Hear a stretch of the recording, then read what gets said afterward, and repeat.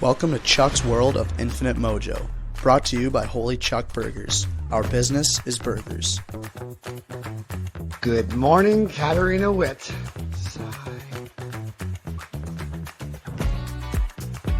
There's no such thing as bad boys, only boys with bad hair. Sponsored by MaxwellsClothiers, your bespoke tailor since 1961.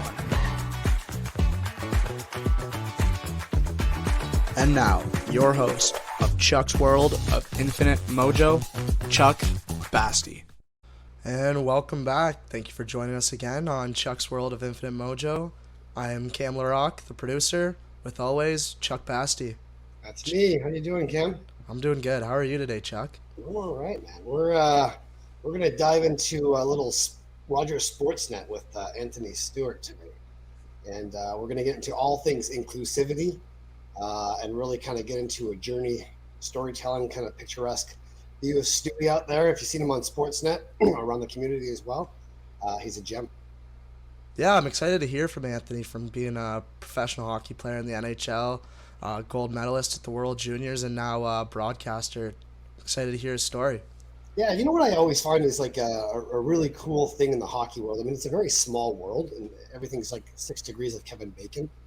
And I first met Anthony and Chris 2014, 2015 at Wayne Simmons Road Hockey Warrior event in Scarborough Gardens, down just on the cusp of the bluffs towards the beach as well. And I was really impressed with how they rolled with the kids and how interactive they were as well. And right away, just kind of see that's one of my peeps right there. Like the guy gets it, right? So, yeah. We saw him at Hockey Day in Canada up in Owen Sound. And he graciously agreed to appear on the show, and so let's do it. Yeah, I'm going to get out of here. I'll leave you guys to it. No one wants to hear from me, so I'll bring up Anthony, and I'll leave you guys alone for the next little bit. You bet. And there he is. How's it going? How are you? Thanks for having me on today.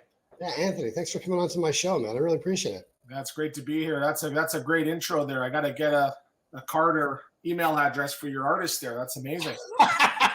You know what? I'm overjoyed with that guy who did that. I mean, he just nailed it. I took the intro to Grease. Yeah. It's like the first 3 minutes of the cartoon, and I thought this would be great. And it's my little ploy to Katarina Witt to have her on my show as well, because I met her at Battle of the Blades in like 2010. And like I always say, she's my future ex-wife. Oh, so like one of these days it's going to happen. I don't know when, but I'm going to stalk her in a nice, kind way, like a good little Canadian boy. And then we'll finally have her on the show, and then everything will, and then I can die. Oh, that's great. That's great. Great intro. Well, I thought we'd just start off with you having on the show as well. I think you're a fantastic story. I said this to you up in Owen Sound at Hockey Day in Canada as well, because like you and your brother just have so much humility and just so down to earthness. I was talking to Wayne Simmons back at his Wayne's Road Hockey Warriors, which is really a tongue twister. The celebrities that you guys were to these kids in Scarborough, to me takes me back to, when I'm 7 or 8 years old and you meet your idols for the first time, and, they're the big boys, and you guys got facial hair, and, these kids are out there playing mini sticks, and then just crashing and banging as peewees and midgets. And you're really kind of the epitome of what they can aspire to be, because you're like Roger Bannister, like, you're the guy who ran the first 4-minute mile. And then after Roger Bannister ran that first 4-minute mile and broke that time period, there was like 7 guys that year that broke that barrier. And it wasn't almost kind of like you kind of went through that, and it had to be someone to take it in the teeth first before they saw it was possible for themselves. And, when I talked to Wayne, he's like, you know what, honestly, those guys were everything to me.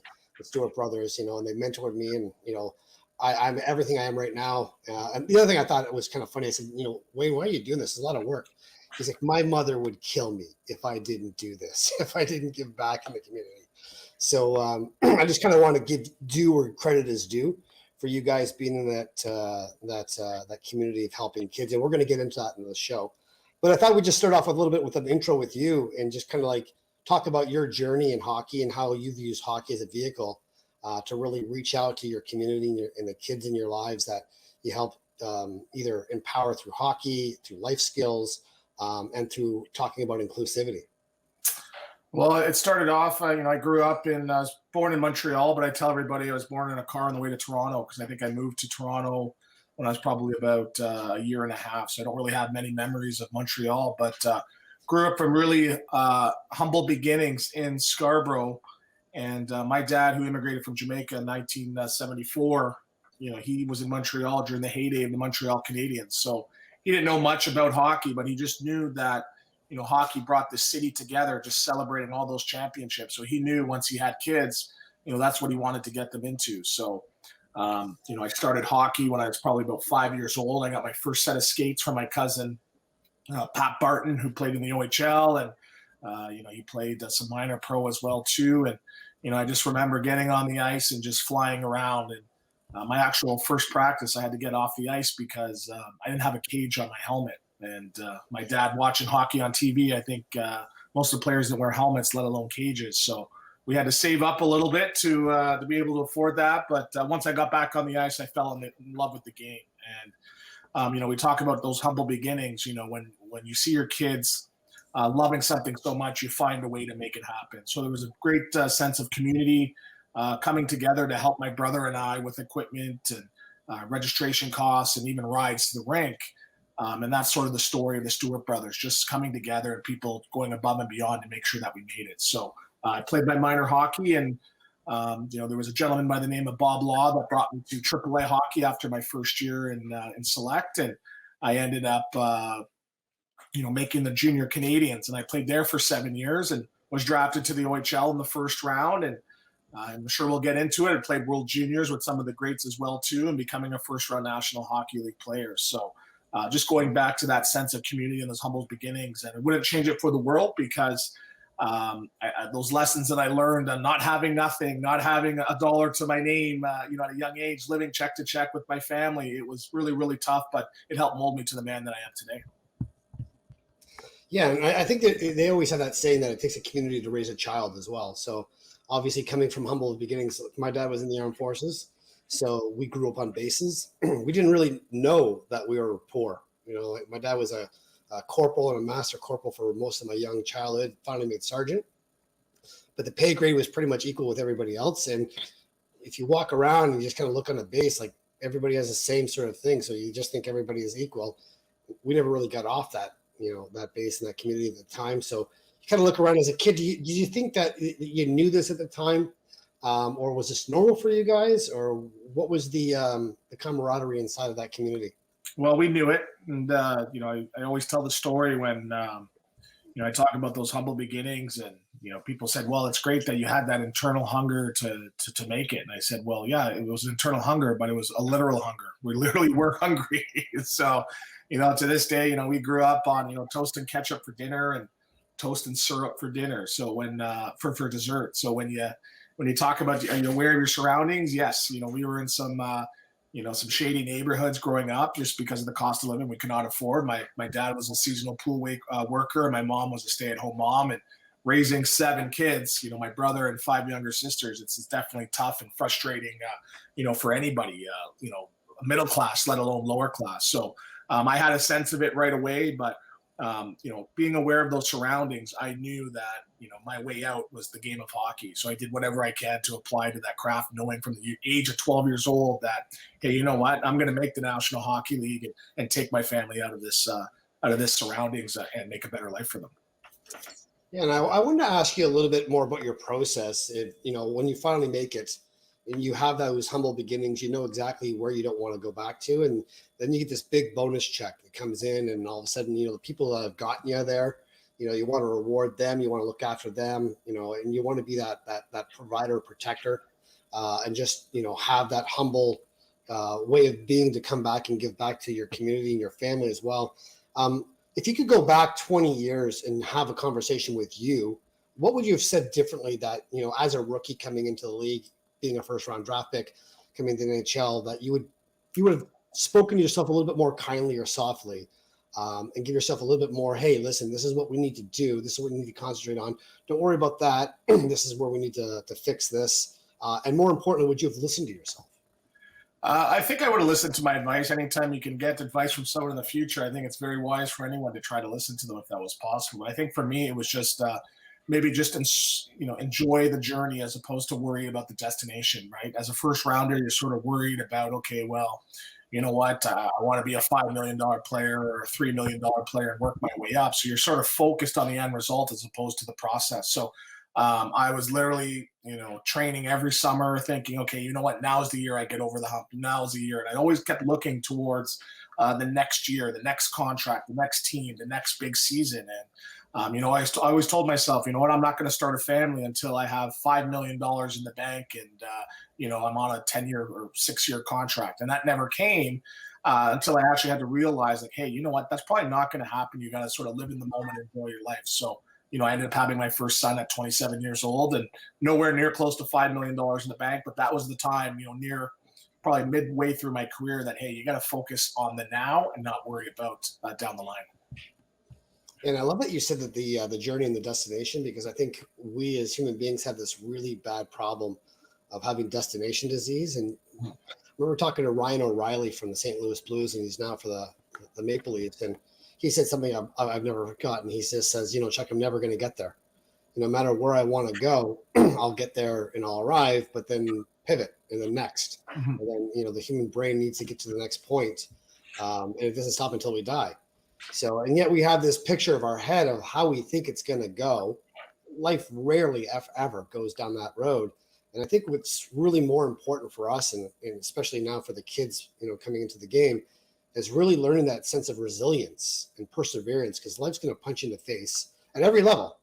Whether you're playing hockey or you're in business or you're in relationships or you're working or whatever it is, and then it's how you deal with that adversity or that racism or that bigotry or that hatred that comes your way. And how do you pivot from that? So I was going to ask you, what are your thoughts on how you've pivoted and how you've learned to deal with that?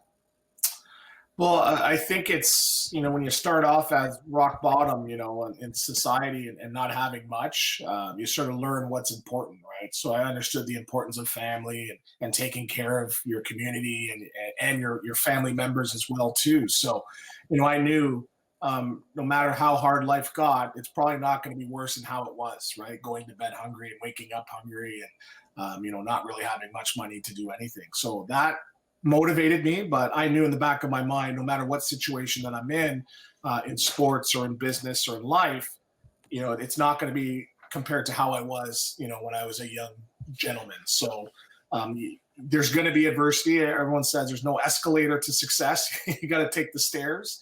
And that's something that, I learned in having, mentors like Eustace King, who's, the first Black agent in the National Hockey League, or Matt Nichol, who trains, all the star NHL athletes, so, having those mentors to sort of explain that process to me and really buying in and keying in what they're saying, I think that definitely helped deal with that adversity. So again, it's talking to the kids these days and, the star hockey players, you're not always going to be the superstar. You're going to have to go through adversity. You're going to have to learn how to lose. And, I was a first-round NHL draft pick, but a lot of people don't know I lost 15-1 in the OHL against the London Knights. And you got to be able to mentally handle that and, handle getting beat up when you're used to being a tough guy and used to getting sent down to the minors and used to, thinking you're getting your bonus check and the NHL actually overpaid you and now they're withholding your next 2-3 paychecks. So there's all this stuff that goes on and you just got to, manage your smiles and cries. And I think that'll definitely help. I think one of the big takeaways that I ever got from interviewing NHL hockey players is being down on game day skate. Saturday morning, 10:30 in the morning, big day in Toronto. It's a zoo down there. And the biggest thing for me is I just kind of sat back in my first year or so and just kind of watched and observed. And I came up with the one thing. There's the bottom 6 guys or the bottom pairing D-men, and then there's the top 6 guys. And then watch them how they interact with the media in Toronto, because it's like I said, it's a zoo there. But again, for these guys coming into the league, they've always been the studs on these teams and, the goal scorers. And now they're role players, or they're having to play, bottom 6 roles that they're not used to playing. And they're playing 12 minutes a game, 14 minutes a game when they used to playing 26 minutes or whatever like that. And they really got to adjust that. And they're playing with men who've paid their dues in the league. And yet for us, to try and come back with our ego, to sit back and, hey, be okay with your role in this, I just thought we'd just speak to that about how, when you walk into that, you're going to have adversity at every level, no matter how good you are at the NHL level especially, and you're going to have that, dichotomy of where you are to where everybody else is, and how do you fit in, and then how do you grow? Well, I don't think the success is permanent, and failure is temporary as well, right? And I think everybody's a 20-goal season away from being a star or a top 6 player, and the top 6 guys are 2 bad seasons away from being in the bottom 6 or the bottom pairing. So I think even keeled, right? Yeah, there's the superstars, right? There's the top guys, the Crosby, the McDavids, and and we think about that, about NHL players making a lot of money and retiring, on the beach. There's only X amount of players that can do a very small percentage. So I think everyone else is tend to be humble, and they understand where they are in the National Hockey League. It's going to be a process. Every year you got to work because there's younger guys coming to get your job. So again, for the most part, with the players that I've dealt with over the years, very, very humble, very, very good team players. And you compare hockey towards the other sports, a lot more accessible, a lot more down to earth. I think a lot more funny, and they have a lot better sense of humor than some of the other sports. So we talk about that. Some of the players that are conceited or they're bigger than the game, it's very, very few and far between, especially in the National Hockey League in my dealing with some of the players. Yeah, I always like the lightness in the dressing room. Someone like Cavi Richards comes in on game day skate and just makes things a little lighter with the guys and keeps them on their toes as well. He was actually really fun about just kind of watching him. I just sit back and watch Cavi go and just mess with the guys and keep it light and loosey-goosey, as Don Cherry used to say as well. So I thought we'd start with some story time picture show. So we're going to have Cam just kind of cue some pictures, and you just kind of walk us through these pictures that we took randomly. There's 2 good-looking cats right there. Why don't we talk about your brother and your relationship and how you guys have remained one-on-one with each other to get each other where you are right now? Well, that's with the Kingston Frontenacs in junior, and obviously we weren't the captains at the same time. But his story is definitely an amazing story. As when I talk to some of the young kids now about minor midget and they want to make the the OHL and be a draft pick, and I said, well, do you know where my brother was his U16 draft year? He wasn't even playing hockey; he was playing football. And for him to not be playing hockey, playing a completely different sport, and end up making the Kingston Frontenacs as a walk-on, that is definitely an achievement that I don't think anybody could do. So, after my 3rd year in Kingston, I came back and, he was playing some ball hockey or just pick up with his buddies. And I actually noticed he had a football body. I think he's 265 pounds, but he had really, really good hands. And I said, hey, do you really want to quit hockey here? And he's like, well, it's kind of expensive. I'm like, well, no, I'm talking about playing in the OHL. And he's like, do you think it's possible? I'm like, well, if you get in shape, you'll have the ability. I think I can get you a tryout. So, we started going for runs, and, he couldn't keep up. So he'd, ride the bike, for the 5-mile run. And then a couple of weeks later, he'd get rid of the bike and go on rollerblades. And then, about 6 weeks into running, he started running, actually keeping up. And I think by the end of the summer, he passed me in the run. So he was really, really motivated in making that team. And, he came into camp as a fighter, and he fought his way onto the team. And, I think if you look at the yearbook, that his first year in Kingston, he had a black eye because I think he fought 10 times in the first 10 games. And where he really got his opportunity was that year I went to World Juniors, and they actually put him in my spot, and he actually started scoring goals. So I think he had 2 goals in the first 40 games. And then he finished with 19 goals, I think, or 18 goals. So he scored 16 in the last 35 games. So he was definitely proved that he was an OHL player, and that he was the captain 2 years later, and he was a first-round draft pick. So we talk about the journey and the escalator, taking the stairs. He definitely took the secret route to the league, and I'm definitely proud of his accomplishments. Yeah, taking the stairs. It's the metaphor is you're carrying the weight vest on your shoulders on those stairs just to make it a little bit more challenging as well. Here's a fun moment. Yeah, that's at World Juniors when we won the gold in North Dakota, and that's not my hat. I think a fan threw that on the ice, and I just picked it up. I hope not.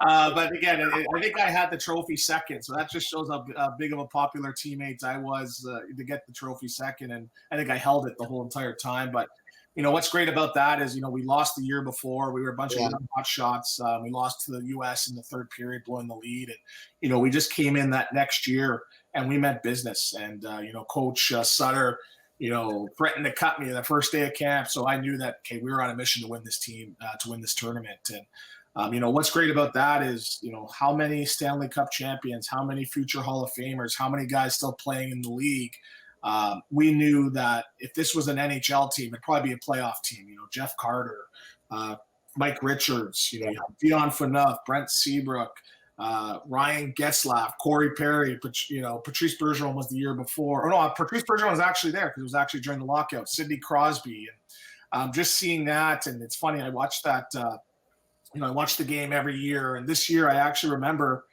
seeing Malkin on the ice. I'm like, I don't even remember Malkin in the game, and that guy's the top 50 player.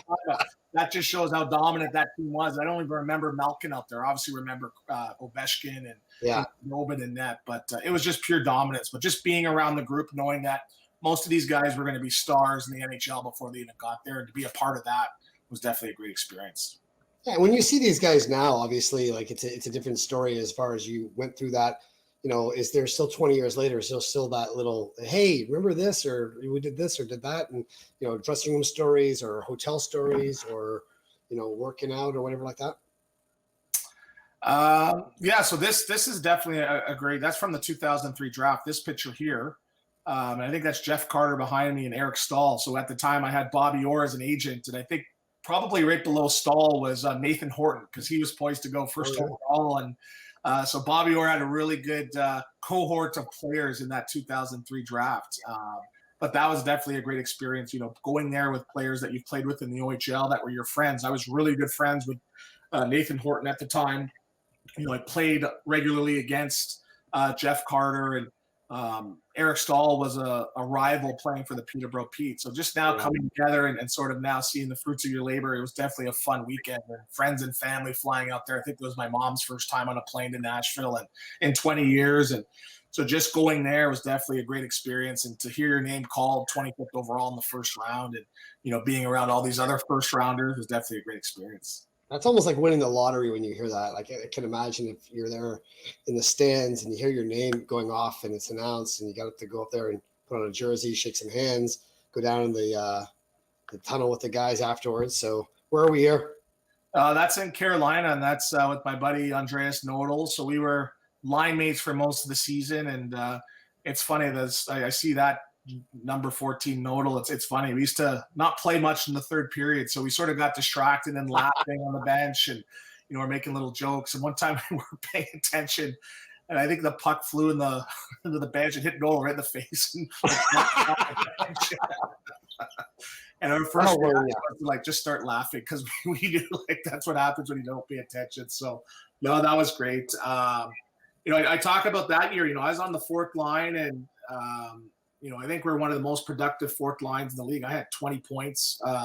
Nodal, I think, was up there. But we actually had Tim Brent as our centerman, and he had 30 points. I think we had 60, 80 points as a fourth line. So not a lot of truculence there. I didn't really fight too much that year. But Carolina, I think it's an underrated fan base. The fans really love their players. They're tailgating, 4 or 5 hours before the game. After you come out of the morning skate, they're getting autographs, taking pictures, talking.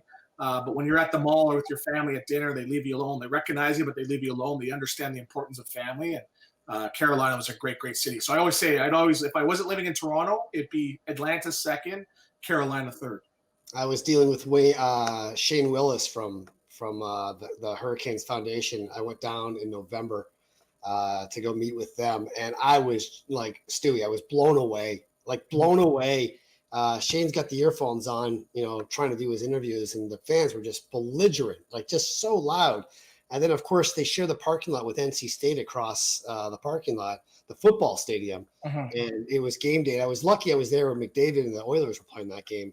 And it was just an absolute zoo. And I was just blown away by the Carolina Hurricanes fan base. And then even for the outdoor game that they had this year as well, that just blew it off the charts.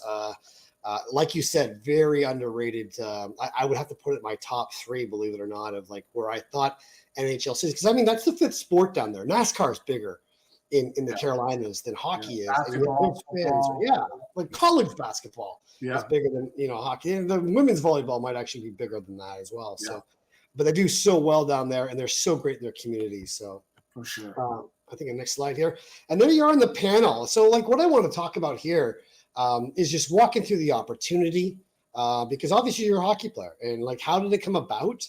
What did you have to do to prepare? What were your thoughts in saying, oh, I got to sit on the panel with, Ron MacLean and Elliot Friedman and, like, how does that work for you guys? Well, it was definitely a nerve-wracking experience, and I got my start with Sportsnet.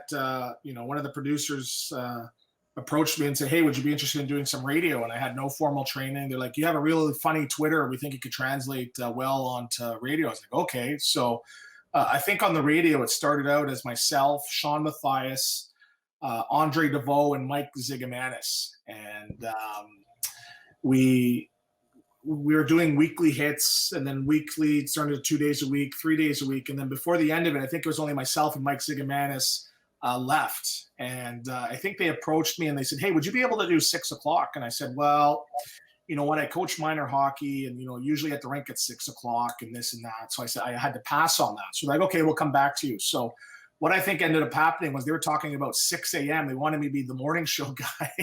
And I thought they were talking about 6 p.m. So they actually put Mike Zigomanis on the morning show.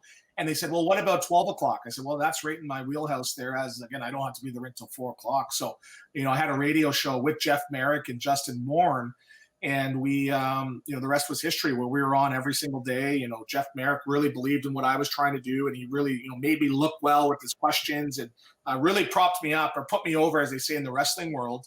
And they asked me, "Hey, would you be interested in doing TV?" And I said, "Well, I'm not sure what the payment is, but I need new suits. You can pay me in suits, because my suits don't fit me anymore from when I play, because I put on some weight, believe it or not." And so they're like, "Oh, we'll get you some brand new suits." So I started doing TV. And then what happened was COVID hit. So what happened during COVID was, a lot of players were traveling, and hosts were traveling from the U.S. They weren't able to travel. So I had to do the bubble playoffs every single day for about 2 months. And, here I am now, a radio guy sitting next to Ron MacLean. And they tell me it's amazing what you did and what you accomplished, because I got about 2 years worth of experience in 2 months. So there was a lot of growing pains, but, I really commend Bob Babinski, who's the talent scout, who really helps. I really worked on the craft and going over video and watching yourself on camera. And they didn't just throw me on TV. They gave me an opportunity, but they trained and developed me. And, here I am sitting next to Ron MacLean on Hockey Night in Canada with David Amber. So what's great about that is the TV business. You're thinking, if there's egos involved, everyone is amazing. Everyone's there to make each other look good. It's a laid-back atmosphere. Everyone's funny, friendly, and I wish they can show what goes on behind the scenes, because it's a blast. You get there for 4 o'clock for a 7 o'clock show. Sometimes you're not leaving till 1, and it feels like 1 hour, because you're having so much fun just shooting a breeze. It's like being in the dressing room. And Ron MacLean, and here he is, a superstar and a staple in Canadian hockey history and Canadian history in itself. Going above and beyond to help and make me look good as well. So it's great. Cassie Campbell, Elliot Friedman, Jeff Merrick, I consider it a family, because, they could have said, "Hey, who's this, hot shot coming out of retirement and, no formal training, just out there shooting the breeze." They really, really helped me. And then again, I'm really grateful to call it a career, 3-4 years later. Yeah, you bring up some great points about the family side of the business as well, because we had Paul Hendrick from Leafs TV on the show last week, and it was just a joy to watch him work. And the same thing with Ron MacLean. Like, if I've been around Ron for 10 or 12 years, he just makes everybody around him feel included, loosey-goosey. Like, he has no ego inside of that. He's great with sharing. He's a great communicator. He's able to get the best out of people and then be able to have them flow. So I think, if you're going to be thrust into the lion's den like that, I think, with Ron MacLean, you're in good hands. Yeah, for sure. I wanted to bring this up because this was my old place in Scarborough Bluffs. This is down in Scarborough Heights. The city's since knocked that house down. It's a parking lot now. But I actually put this rink up for Hockey Day in Canada, and I had a lot of work done on this place. I had to take the fence down, go buy lumber. I literally am terrible with my hands. But I had a ton of help from friends and family that put this together. And we used to do Hockey Day in Canada down in the Bluffs. And we were lucky enough to have people like Peter Zezel and Mark Osborne come down and drop the puck for us and play with us. And the weather wasn't always that great. But what I wanted to say about this is there's a kid that I used to see at Tim Hortons in Cliffside. And he used to come down. He's a 12-year-old kid. He'd get his hair done with the coloring and, whatnot. And he came down and I had lights on this thing. You can see, obviously, he's got 18,000 watts of lights on it. And the sun goes down pretty late in the wintertime, early. So he's out there. We turn the lights on for him. He's out there skating around. He takes this first slap shot and saws off his blade, like literally half of it. And I'm like, he's a right-handed shot, and I'm a lefty, and worse, I'm a goalie. So I didn't have a stick to give him. So he went out there for 3 hours. I had to flood twice for him, going around. He forgot his bucket out there. I'm like, hey, you have to put Connor, you have to put your bucket on. And he's like, no, I just had my hair done. Like, all the Rockets, they need to see my hair. I'm like, oh, this kid, like, just such a handful. And then, he left his bucket there. He comes back, and I went to play it against sports. I bought him like a $10 stick. And he, I hear this banging on my door, one day. And like, I don't have a neighbor for 500 yards on either side of this house. And he comes out and says, and there's Connor sitting there with his, his stick in his hand with his bucket. And he's just like, you know what? You're like effing Santa Claus, man. Like, if anybody slashes your tires, they got to deal with me. This kid's 12 years old. He's like 80 pounds. And he's talking like he's like, from Goodfellas. And I saw that kid later on, like 7 or 8 years later. And Tim Hortons, he comes by and, he's a man. He's got facial hair. He's a tradesman now. And he's just like, I'm Connor. I'm like, no, man. Connor's 12 years old. Still trying to impress the ladies on my backyard hockey rink. And I thought it was kind of funny. But that community, when we had free skates come out, they were just amazing that, you just see 1 becomes 2, 2 becomes 4, 4 becomes 8. When it became safe for everyone to come out, they just had a great time. I just think it was a great opportunity for kids to be, Canadian kids in wintertime, and then be able to get there in a free skate. And I was really lucky that the city let me do that as well. So I thought we'd bring that up. Last picture I got here is you and V. So this is something that's a little bit more near and dear to my heart. I actually first met Ron MacLean on the set of Battle of the Blades with Jeremy Roenick. And you guys skated for Jumpstart. This was a COVID year.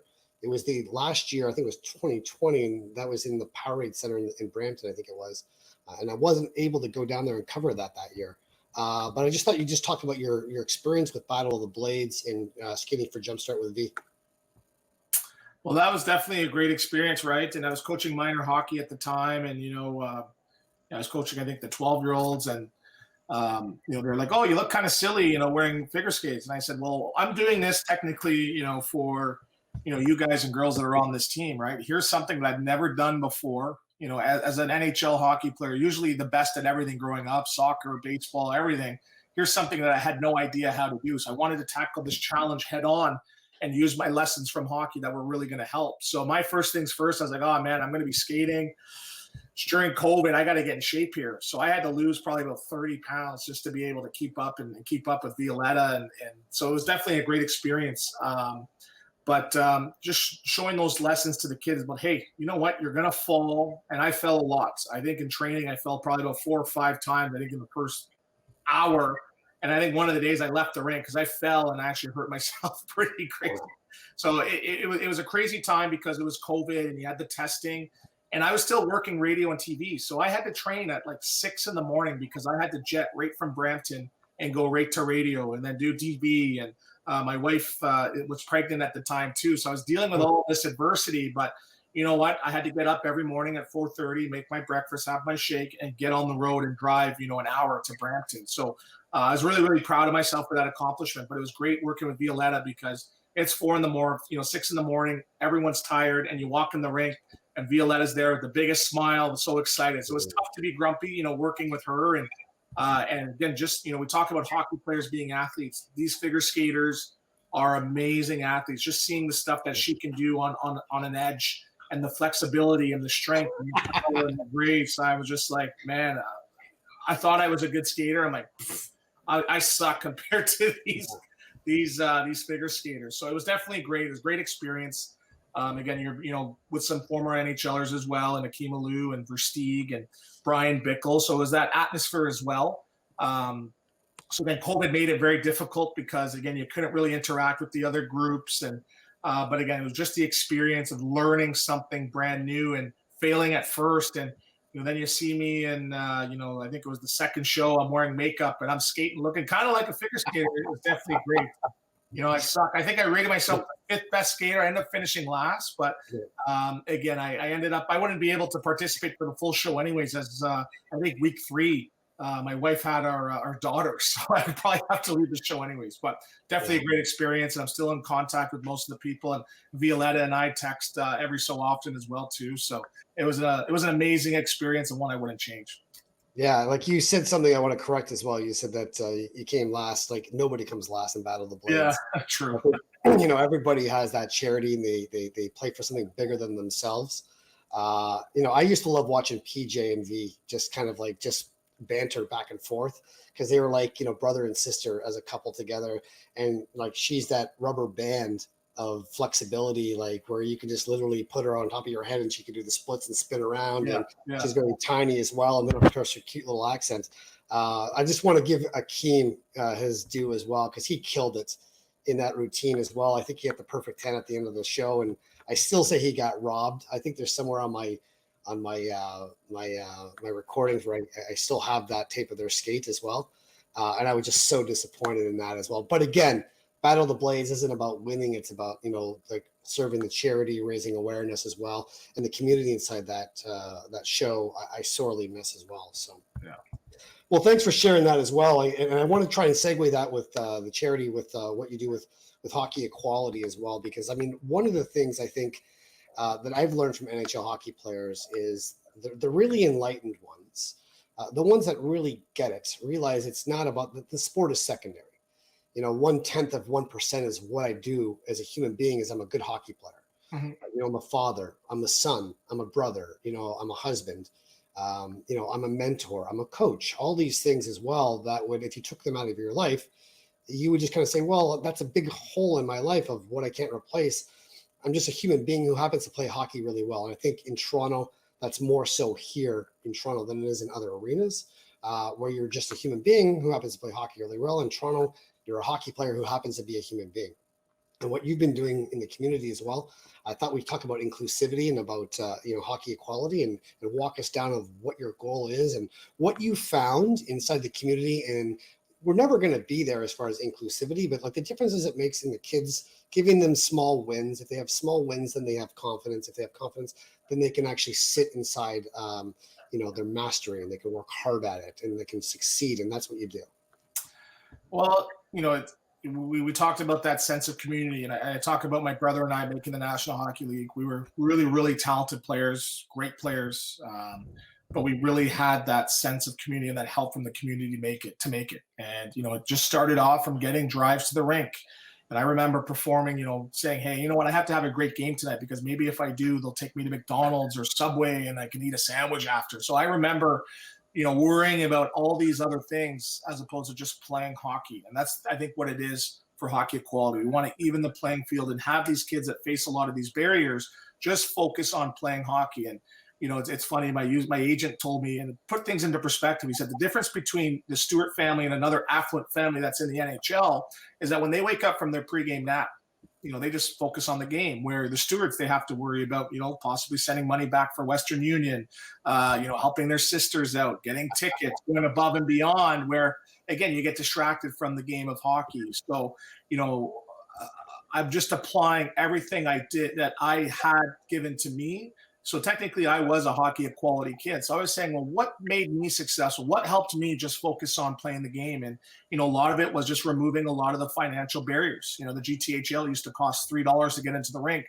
I couldn't afford that. So I remember being, you know, 11 years old, sitting in the car, mustering up the courage to say, hey, do you mind paying the $3 for me to get in? My mom said she'll pay you back when she gets her check. And obviously she never paid it back because we couldn't afford it. We didn't have any disposable income at all. So just for removing those barriers. And what happened was, you know, I had a successful hockey school pre-COVID where we'd have 30 kids on the ice. Then my wife was our treasurer. She would go to do the books and she'd be like, well, where's the money? I'm like, well, what do you mean? She's like, you had 30 kids on the ice and, you know, there's technically no money here. And I said, well, you know, 10 kids paid, 10 kids didn't pay, and 10 families gave me what they had. So I had to figure out a better way because COVID hit and the ice prices went up exponentially and all this costs went up. I couldn't afford personally to come out of pocket, you know, for all these kids. I wanted to help, but I couldn't do it. So I had to figure out a way to now have some of these costs subsidized without, you know, me going bankrupt, you know, using all my savings from the NHL. So, you know, we came up with Hockey Equality and, you know, we put a lot of our money into it for the first year. I think over like $100,000 in doing these mentorship summits where, we'd rent out Scotia Pond and bring all the leaders of the community now to talk to, these next generation of kids that are going to be the next generation of good hockey players and referees. And we did, 4 or 5 summits, I think, in the first 4 months during COVID. And I think we had about 30 kids from Indigenous backgrounds, Black backgrounds, South Asian, and East Asian as well. And we just packaged it together and just said, hey, you know what? We're going to have a mentorship series. And what ended up happening is, I think in that first group, we had 10 kids drafted to the OHL, 4 played, and some went on to scholarship opportunities. So we were really on to something. And the NHL caught wind of what we were doing. And they essentially said, you know what, we're going to partner with you guys because you're doing some great work. So here we are. We took this risk and not thinking that, I was going to get the investment back, but I really wanted to invest in the next generation of kids. And it ended up working out. So we have a 3-year partnership with the National Hockey League. We partnered with the GTHL, the NHLPA. So, they're able now to fund a lot of my programs now where we do our grassroots programs for free. We have equipment. So you can show up to the rink with nothing and you can get on the ice for free. We do a lot of subsidization for costs. We put, I think, over $100,000 into registration over the last 2 seasons as well. So we're just there to try to have these kids, when they're on the ice, the only thing we can worry about, is playing the game of hockey that they all love. I wanted to ask you about this because obviously, there's a lot of talk of inclusivity these days and how to be an ally.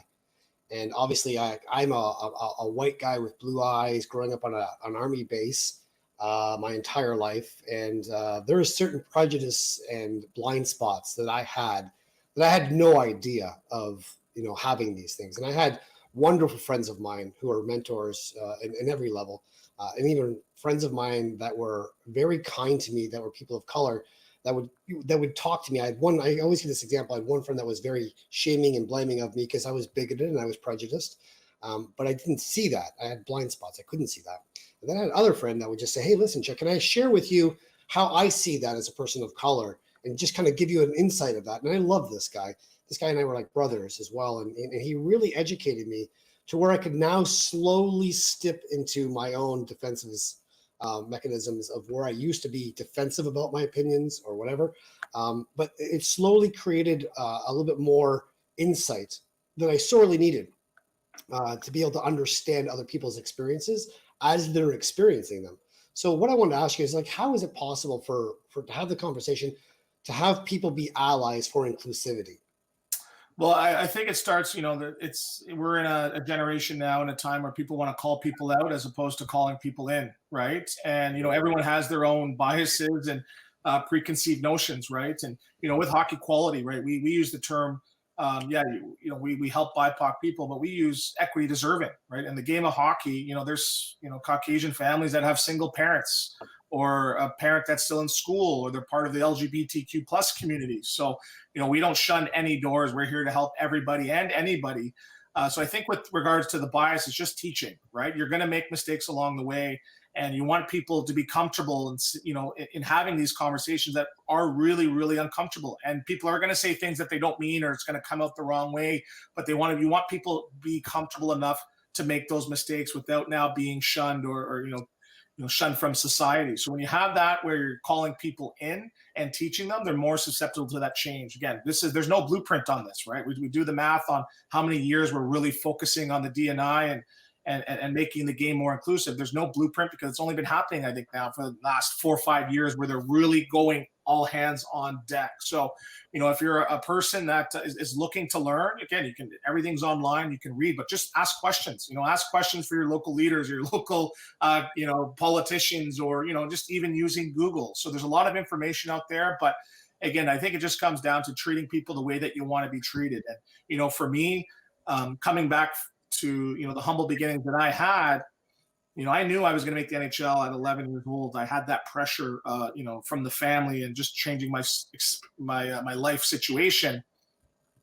Poverty was my main barrier. Poverty, right? So if I'm here hungry, poverty, and Do I really care about racism? No, because I know where I'm going and I'm going there quickly. So just because it didn't affect me personally and a main storyline in my story doesn't mean it wasn't a big storyline of someone else's. So just being able to listen and learn, but just treating people the way that you want to be treated, with respect and dignity. I think that's how we really change and grow the game that we all love.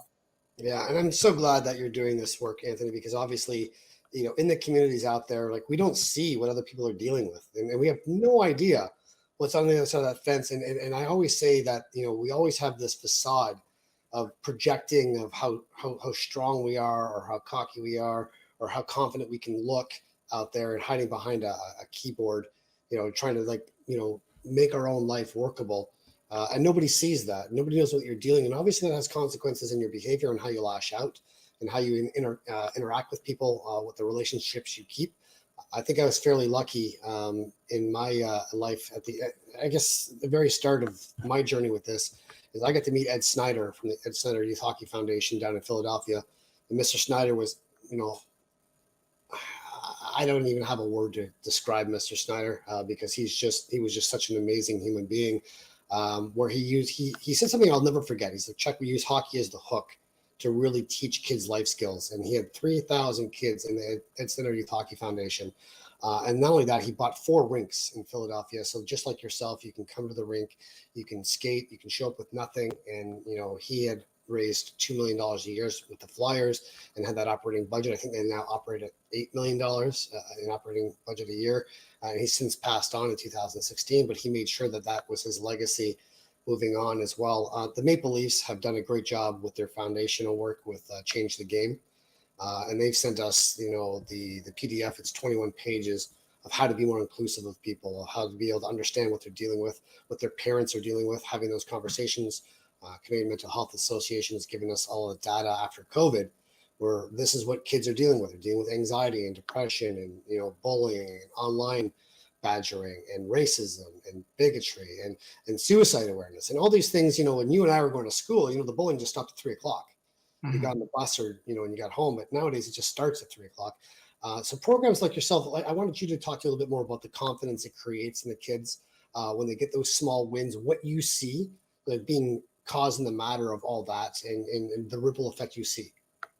Well, we have kids that, when they first come to our program, they're so nervous that they're able to tie their skates, but they just want a parent in their dressing room just to sort of deal with, their confidence issues. But, I'm seeing kids now, a month later, 2 months later, 3 months later, just the way they walk into the arena, into their own atmosphere, right? So together they're around with people that look like them in similar situations. But when they now go out, just the confidence for the parents as well in interacting, because again, they're not afraid to ask questions to us and we're giving them the answer. So now when they're in their own settings, they have a different level of confidence as well too, where, they don't feel like they're shunned being at the rink. So it's just, giving the parents the information, but just teaching these kids like, hey, this game is for you.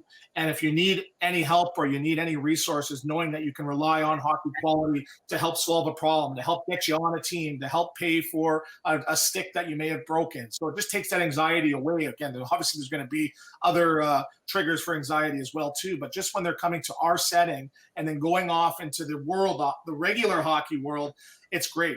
We're seeing kids now that are coming in as select players and they're playing AAA. So I know the end goal is not to play at the highest level, but they're succeeding and they're thriving and they're moving up the ladder really, really quickly, without our programs. But, for me, I think it's the most fulfilling thing now is, you have a kid that can't even stand up, that's 3 years old.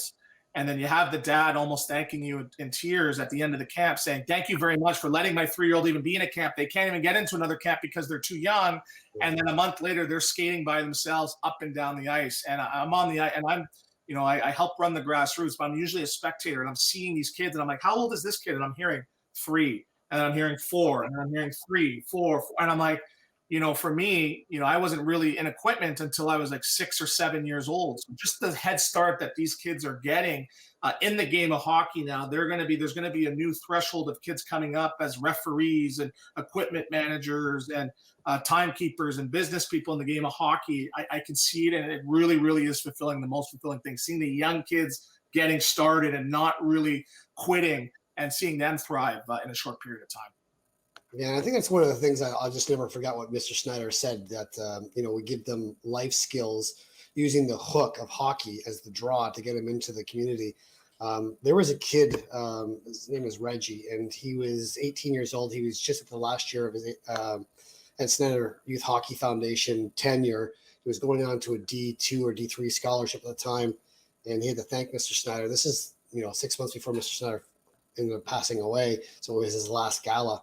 And I was lucky to be there, and Wayne Simmons was there, obviously. And I said to him, like, if you wanted to thank Mr. Snyder, where were you when you were 12 years old? All your friends around you when you're 12 years old, where are they now? He's like, well, Chuck, they're either dead or in jail. Mm-hmm. And, Mr. Snyder really rescued me from that, unforeseeable future, almost certain future of what all my friends went through, and gave me a chance out there. And I've got a single mom right now. And then I went to Philadelphia in October this year, and there he was in the parking lot, and he comes up to me, bear hugs me. And I'm like, oh, this guy's going to like kill me. And I'm like, oh, he's like, you don't recognize me. I'm like, no. He's like, I'm Reggie. Like, no, Reggie's like 18 years old, and this guy's gained 40 pounds, and, he's out there volunteering now, and he's paying it forward. I'm like, why are you here? He's just like, because like someone was here for me, just like you, helping us go through all this. And now like, it's my pleasure to now give back and help these young kids. And I always say, if we think about the GTHL, most parents miss the entire point, that it has nothing to do with hockey. If you're talking about wins and losses with the kids, the wins and the losses for the kids, and I think every parent can get behind this, is like how my kid interacts in relationships, how my kid is happy, how my kid has a goal, the dedication that they have, that they can work towards something. Because those are life skills that kid will learn and never deviate from in their teens, and then they go on to be better students, be better partners, better entrepreneurs, better workers. But using that hook of hockey, and again, if they win, bonus.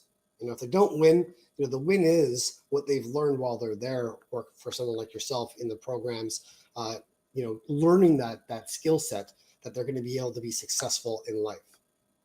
Yeah, it's absolutely right. And we talk about the journey being the destination, and just working with these kids, these are the next generation of leaders, right? Good leaders or bad leaders. So I think we should be doing whatever we can now to make these kids the good leaders. So that's why, we're going above and beyond with the messaging and teaching them, saying, hey, you know what, we're trying to prepare you for life. And I tell everybody, the lessons I learned from hockey, I apply them to business, philanthropy, SportsNet. And I said, if I was a car salesman, I'd be the best car salesman in the world because of the lessons I learned from the game of hockey. If I was a dishwasher, I'd be the best dishwasher because of the lessons I learned from hockey. So it's just learning those lessons that are going to help you in life, leadership skills, conflict resolution. I think that's really what the focus needs to be on, because these kids are going to be our next politicians or lawyers, with technology, right? Business, right? So the game of hockey can create some great people. And that's the messaging I think needs to be for the next generation of players. And speaking of messaging, we got a kind of a moment here just to speak to life after hockey, because obviously there's a great line in the movie Moneyball that says, we're all playing the kids' game. And there's a time where like we can't play the kids' game anymore. Some were told earlier and some were told later, but we're all told that conversation. So it's more like, how do you prepare? Because like, you growing up, being a first rounder, playing in the show up and down, grinding it all out. And then at the end of the day, like you can't play anymore at that level. And they say, hey, they give you a tap on the shoulder, so you got to go. And then you have to transition. And, as a human being, it's kind of like saying you're 26, 28 years old and you say, you're over. You're like George Harrison of the Beatles. Uh-huh. I think he was 28 or 29 when the Beatles finally finished. Yeah. And he's like, what do you do when the best part of your life has been being a Beatle and being the biggest band on the planet? And as a Canadian hockey player, you kind of had that, that Cinderella story. How do you pivot, and how do you tell kids right now that are not going to make junior, they're not going to make the NHL, they're not going to have that career that they thought they were going to have, and life after hockey finds them a little earlier than what they thought it would be? How do you give them advice to pivot moving forward with that?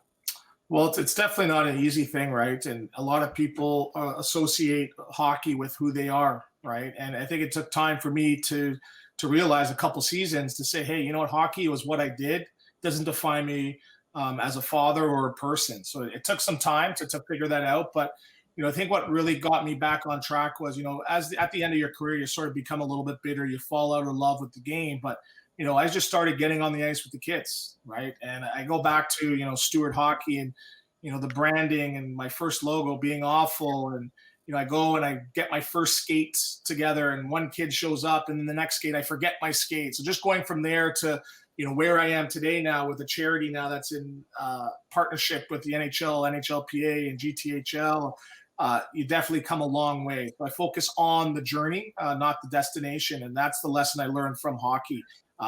It's not who you are, it's what you do.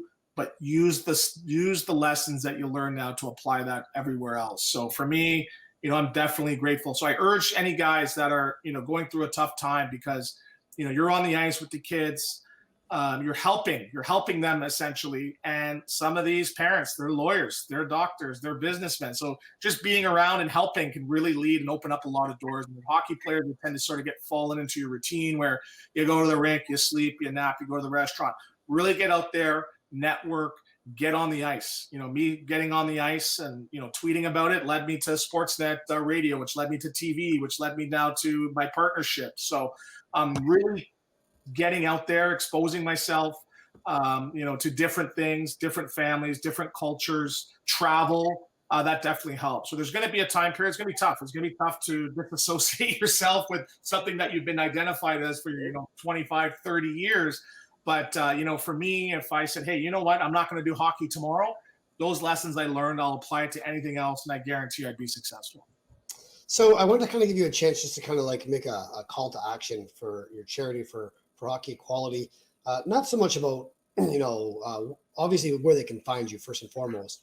But I think there's a great opportunity that most people miss that say, hey, listen, I can't make a difference. And like there's many different ways that you can make a difference, whether it just be volunteering. It doesn't have to be a huge commitment. It could be an hour or two. It could be online. You're doing social media for the cause, or you're helping kids, or you're driving kids to, where they need to go, or you're partnering with them, or there's 1,000 different ideas that most people don't understand that goes inside of all the minutia of what you're running, this program of what you need help with. So I thought we'd just take a couple seconds. That way you can, ask people or tell people and say, hey, listen, this is how you can help. It doesn't have to be dollars. It can be time. It can be like donations. It can be anything that you feel would help make a difference. But most people just don't know that. Well, you can find us at www.HockeyEquality.org. And again, not everybody can donate, but, it's funny. My wife, we were leaving the parking lot yesterday and we saw, we'll call them the garbage men, sanitary engineers, taking our garbage, and we had a couple of gas carts available. We just gave them the gas cart. So simple as that, helping out the volunteers, bringing them a coffee or giving them a gas card or being at the rink or getting on the ice with helping with the kids. We have many volunteers that help with logistics or signing kids in or, getting kids from dry land. So just being at the rink, donating your time, I think can really, really make a difference. And I tell everybody, I haven't had an office job, knock on wood.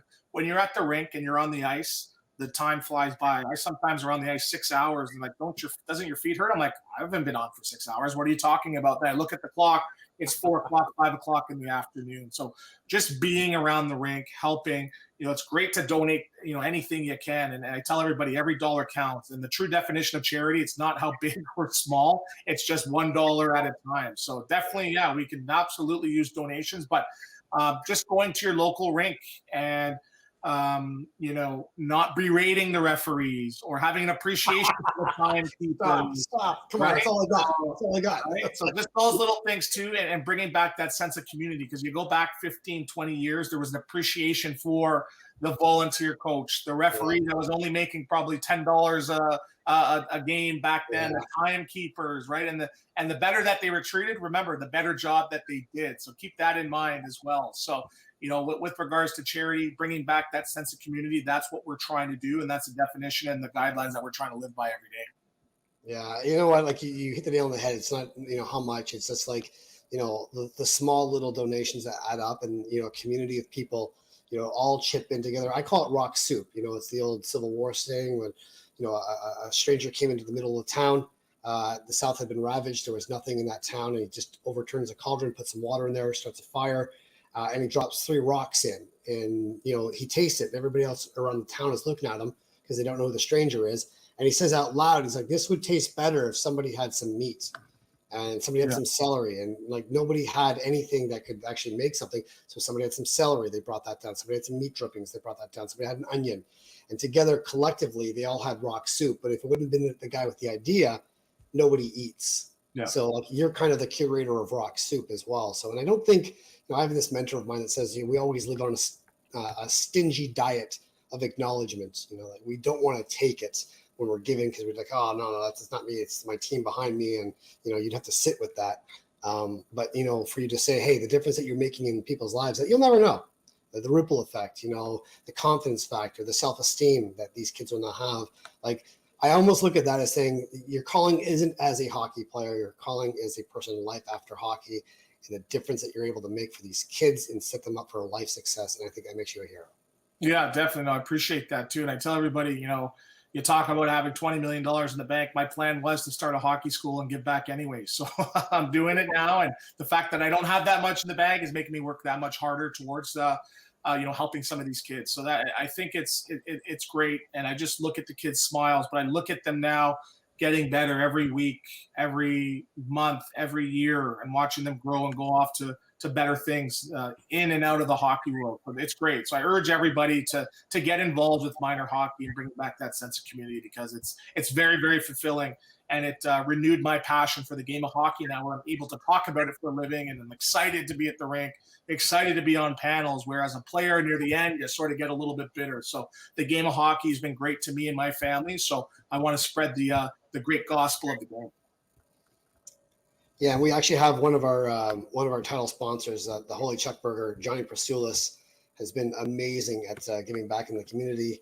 I don't just say this because it's a great name, Holy Chuck, because although that does have a good rhyme to it, but it really is the sickest burger you ever. And I told you this in Hockey Day in Canada, like it's the sickest burger you're ever gonna have. But one thing I'll say is Johnny's been pretty good about giving back to the community, and what he wanted to do is pass on.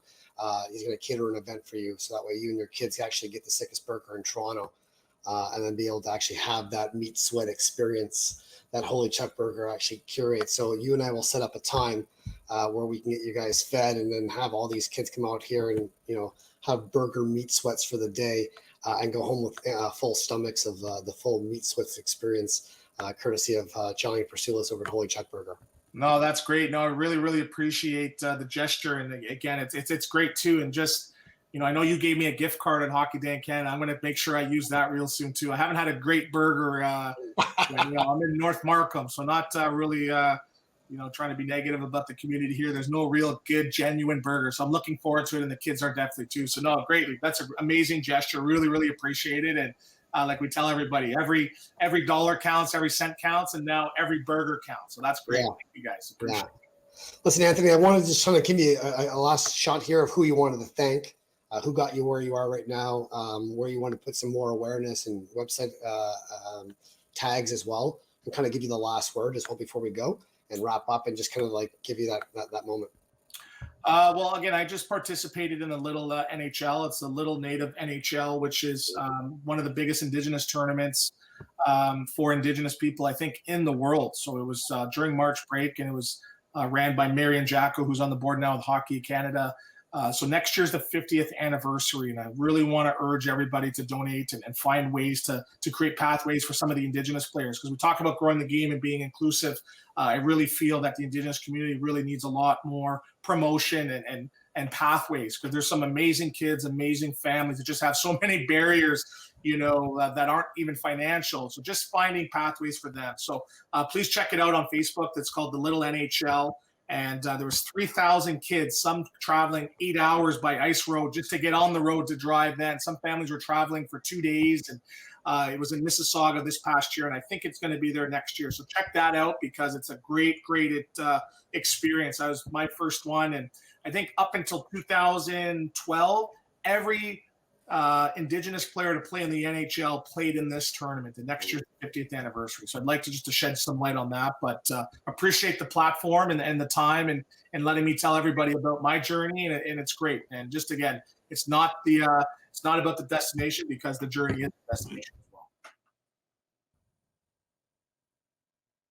Yeah, and just to further that, I've been to 3 or 4 little NHL tournaments as well, and Reggie Leach and Ted Nolan and Stan Jonathan have been absolutely like amazing to these kids down there.